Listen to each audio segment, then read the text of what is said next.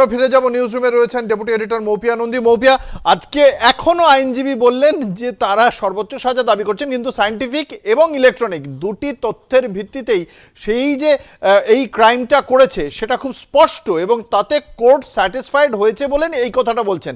তুমিও এখনই যে তথ্য বারংবার দর্শকদের সামনে তুলে ধরছো, তারপরেও কিন্তু সেই অপরাধে একজন নয় আরও একাধিক লোক রয়েছে সেই বক্তব্যই রাখছে। এটা কি পুরোপুরিভাবে রাজনৈতিক একটা চিন্তা ভাবনা? অঙ্কুর, এই সম্পর্কে ডেফিনেটলি কোনো কনক্লুশনে যাওয়া সেটা ঠিক হবে না, কিন্তু আমাদের যেটা ওপর দাঁড়িয়ে আলোচনাটা করতে হবে সেটা আজকের যে রায়, এবং সেখানে শিয়ালদা কোর্ট এই ট্রায়ালের পর সঞ্জয় রায় তাকেই দোষী সাব্যস্ত করেছে, নাম্বার 1।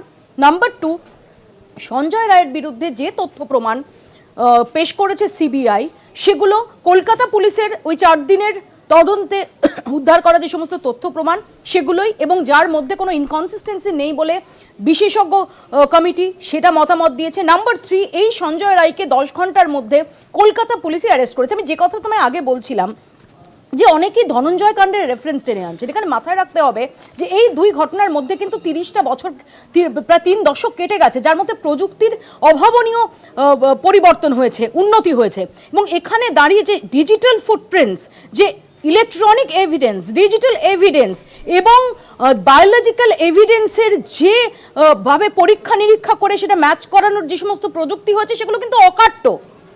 কাজেই এখানে দাঁড়িয়ে যদি কারো বায়োলজিক্যাল এভিডেন্স, ডিজিটাল এভিডেন্স এই সমস্ত কিছু ম্যাচ করে যায়, তাহলে সেগুলোকে খণ্ডন করার জায়গা একেবারেই থাকে না অঙ্কুর।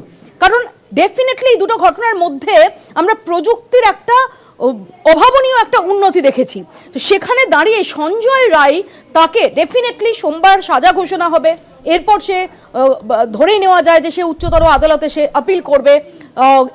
এই মৃত্যুদণ্ড যদি সেখানে বহাল থাকেও তার এক্সিকিউশন সেটাও সময় সাপেক্ষ। কিন্তু এখানে দাঁড়িয়ে সঞ্জয় রায় যে নির্দোষ, আজকে যেটা সে দাবি করছে নির্দোষ, সঞ্জয় রায় যে নির্দোষ নয়, এটা এই তথ্য প্রমাণের উপর দাঁড়িয়ে এস্টাবলিশড হয়ে গেছে, এবং যারই ভিত্তিতে শিয়ালদা কোর্ট তাকে দোষী সাব্যস্ত করেছে। অঙ্কুর, এই মুহূর্তে আমাদের সঙ্গে রয়েছেন বিশিষ্ট আইনজীবী ফিরদৌস শামীম। আজকের যে রায়, সেই রায় সম্পর্কে আপনার প্রাথমিক প্রতিক্রিয়া জানতে চাইব। দেখুন, এটাই স্বাভাবিক ছিল। ভারতীয় ন্যায় সংহিতার 64 নম্বর ধারা, সেকশন 66 এবং সেকশন 103 সাবসেকশন 1 অনুযায়ী তিনি দোষী সাব্যস্ত হয়েছেন। এবং আমাকে জিজ্ঞাসা করেন তাহলে বলবো এই ঘটনাটা রেয়ারেস্ট অফ রেয়ার ঘটনা। তার কারণ হাসপাতালের অভ্যন্তরে, এবং তাও একটি কলকাতা শহরের মতো একটি শহরে, একটি মেডিকেল কলেজের অভ্যন্তরে একজন পিজিটিকে ধর্ষণ করে খুন করে দেওয়া হচ্ছে, এটা রেয়ারেস্ট অফ দ্য রেয়ার ঘটনা। ফলে আগামী দিনে যে শাস্তি ঘোষিত হবে সেটা সর্বোচ্চ শাস্তি ঘোষণা হওয়ার সম্ভাবনায় প্রভূত, এবং সেটা মৃত্যুদণ্ড হওয়াটাই স্বাভাবিক, মানে এই ঘটনার পরিপ্রেক্ষিতে বলা যায়। কিন্তু একটা কথা নিশ্চিতভাবেই বলবো যে সিবিআই প্রথম যে চার্জশিটে যে লার্জার কনস্পিরেসির কথা বলেছিল, যে এভিডেন্স ট্যাম্পারিং এর কথা বলেছিল, সেটার কিন্তু রিফ্লেকশন এই পুরো ট্রায়াল পর্বে দেখলাম না, যেটা কিন্তু যথেষ্ট হতাশাজনক। সেক্ষেত্রে এই যে প্রথম থেকেই বলা হচ্ছিল যে একজন নয় একাধিক ব্যক্তি জড়িত রয়েছে এই অপরাধের ক্ষেত্রে, এবং সেই বিষয়ে আজকে আদালত যেটা বলল তাতে এই সঞ্জয় রায় দোষী সাব্যস্ত। আর কোনো অন্ততপক্ষে তার বিরুদ্ধে যেহেতু চার্জ গঠন হয়েছে, খুব স্বাভাবিকভাবেই যে একজনের বিরুদ্ধে চার্জ গঠন হয়েছে, একজনের বিরুদ্ধেই তো ট্রায়াল পর্ব চলেছে। ফলে নতুন করে আসার, যেহেতু ট্রায়াল পর্বে তারা আর কোনো সাপ্লিমেন্টারি চার্জশিট দেয়নি, ফলে নতুন করে আসার সম্ভাবনাও নেই। এবার যেহেতু পরিবারের একটি অ্যাপ্লিকেশন সর্বোচ্চ আদালতে এখন পেন্ডিং, সেই অ্যাপ্লিকেশনের সাপেক্ষে সর্বোচ্চ আদালত কি অবজারভেশন দেয়, শুধু ওই অ্যাপ্লিকেশন নয়, একটি রিট পিটিশনও কলকাতা হাইকোর্টে পেন্ডিং। তারা চাইছেন, তারা আমি যতদূর কথা বলে বুঝেছি, তারা দুটো জিনিস চাইছেন। আইদার ওই সুপ্রিম কোর্ট কলকাতা হাইকোর্টকেই বলুক যে কলকাতা হাইকোর্টের মনিটরিং এ এই তদন্ত প্রক্রিয়া চলুক, এবং তারা এই রিগার্ডিং এ যাতে এই রিপিটিশনটি শোনাতে পারেন সেই জন্য লিবার্টি চাইবেন, যে তাদের যা গ্রিভান্স রয়েছে সেগুলোকে যাতে কলকাতা হাইকোর্টের সামনে তারা রাখতে পারেন, অথবা সুপ্রিম কোর্ট নিজেই সে এই বিষয়ে হস্তক্ষেপ করুন। এই পদক্ষেপটি তারা আগেও করতে পারতেন, যাই হোক না কেন এখন করেছেন।